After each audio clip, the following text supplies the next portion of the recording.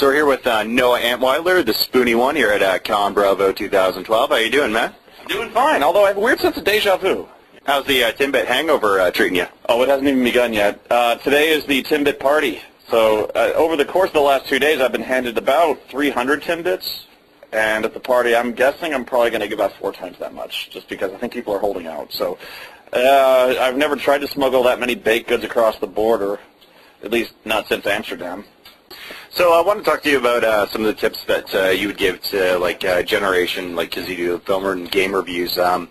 You know, like how did you figure out that this was kind of the job you wanted to do with movie reviews and talking about like the 80s and 90s games? Yeah, well, I mean, I did it just as a hobby to make people laugh, but I knew I really wanted to keep doing this as like a job when I really started pissing people off. And that sounds weird, but like when I did Final Fantasy VIII, the response was immense. It was like a flood of just negative comments, you know. I really kicked the hornet's nest because up until then, nobody had really dared to say anything about Final Fantasy, especially not that one, which was almost universally loved.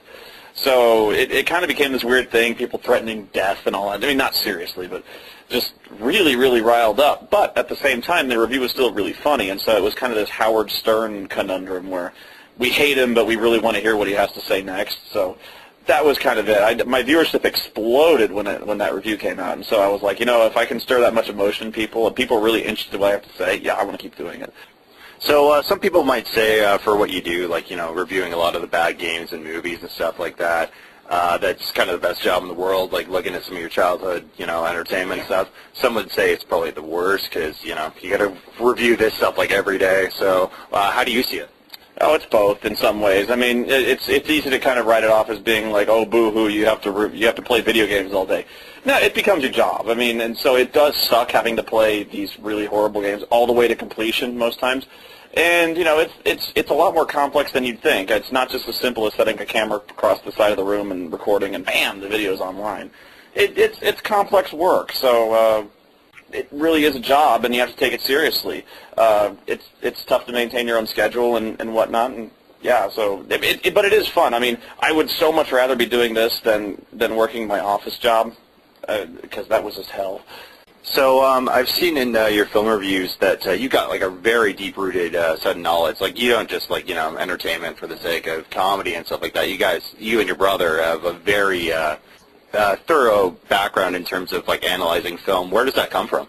We just always grew up watching movies ever since the beginning. I mean, my older brother kind of exposed us at an early age to movies like RoboCop and stuff like that. My parents never really had this thing where they cared about ratings or violent content. It kind of policed itself, you know, like we would see Raiders of the Lost Ark and Nazis would be melting, and it scared the crap out of me. I never wanted to watch that stuff until I was a lot older, so, you know, but anyway, you know, we grew up always watching movies. The VCR was always spinning, and we'd go back and forth from Blockbuster all the time.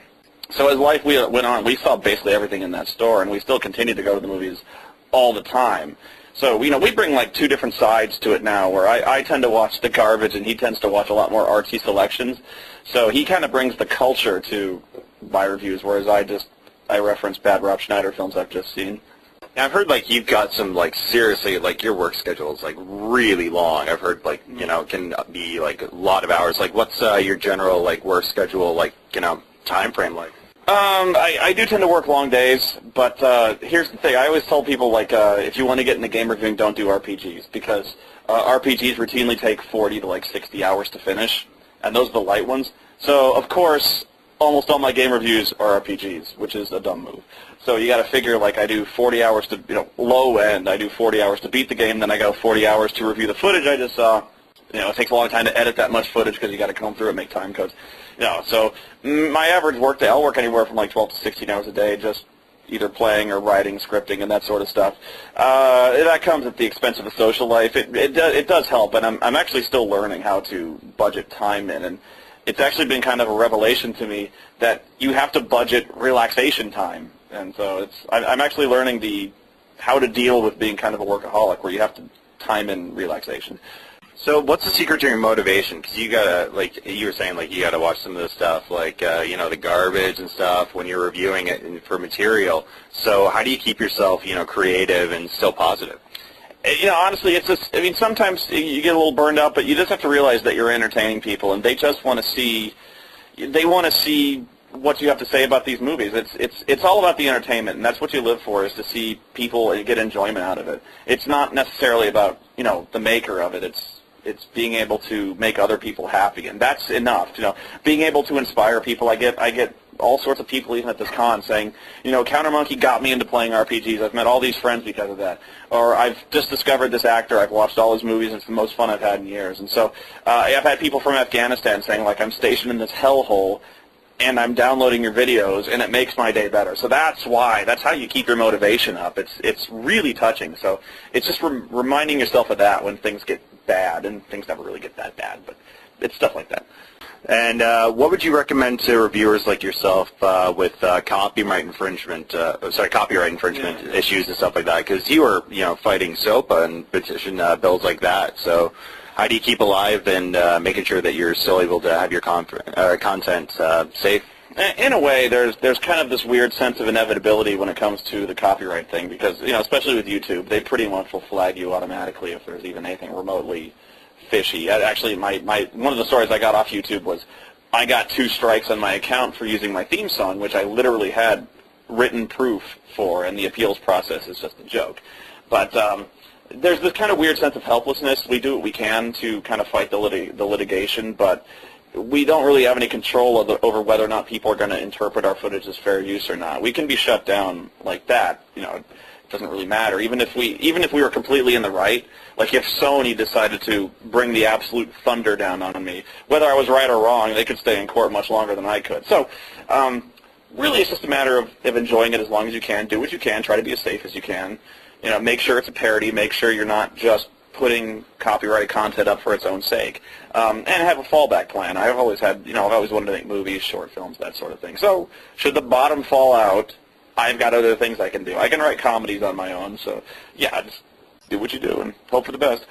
So on that subject of comedy, like you've got like a very kind of witty improv skill, and I know you got some theatrical backgrounds here. What's your advice for, you know, people who are wanting to, you know, kind of along the same line as you, keep it both, you know, critical of reviewing stuff and, you know, having that entertainment stuff, like keeping it fresh and witty? Yeah, I would say there was actually this mom who brought her little kid to me, and she says with a measure of disappointment, "My son wants to be just like you." And he's like, she wants to know how he can do that. And I was like, go to college. And it seems like a cliche answer. I was like, no, really. The best thing you can do to expand your ability to produce creative content, be funny, is to learn how to write, and write really well. So being able to express a thought is, I mean, it's not just cursing, you know, it's being able to express the emotion through your dialogue, being able to, you know, go to drama, being able to express that dialogue convincingly, you know, be real about it. You can't just scribble notes on a piece of paper and expect that you can't improv that. You know, a lot of everything I do is scripted, you know, everything. So the trick is to making the dialogue feel natural and to express it naturally. Yeah, go to college, learn to write. That's the big thing. And what final advice would you leave the generation of critics that are taking the stand as of right now? Taking the stand in what way, you think? Like coming on to the website or going onto the internet and making their own careers. You got to find your own identity. That's the big thing. Is like if somebody was starting off and they'd be like, "What would you recommend?" I'd be like, "Well, do something that nobody else does, or at least do it in a different way." I'd be like, "Don't do NES games." That's kind of been mined out. You know, it's almost like every bad NES game that's been. You know, you're going to blur it together. So almost all the guys I've seen that specifically stood out to me were guys like the Cinema Snob, who was doing exploitation movies. That stuff had never been done before. You know, Linkara, who when he started out was doing comics, and nobody was doing comics. How do you review a book? You know, it's weird, but he made it work. So, and I'm not saying that's easy. It's very hard to find kind of a niche that you can fall into, and you know, but yeah, it's about kind of finding that unique identity and selling it, and because they have to go to you. Like if somebody Googles or YouTubes your content, you have to be #1 on the list. You have to be that guy that people go to for a certain thing, and so it's tough now because a lot of people do it. So it was much bigger than when I started, you know. I think that's all the time we have. Are there any closing thoughts you want to leave us with? No, just I hope you guys had fun watching this. And next time, if you're in Toronto at all or Burlington, yeah, come to Con Bravo because I'll be back and I want to see you guys.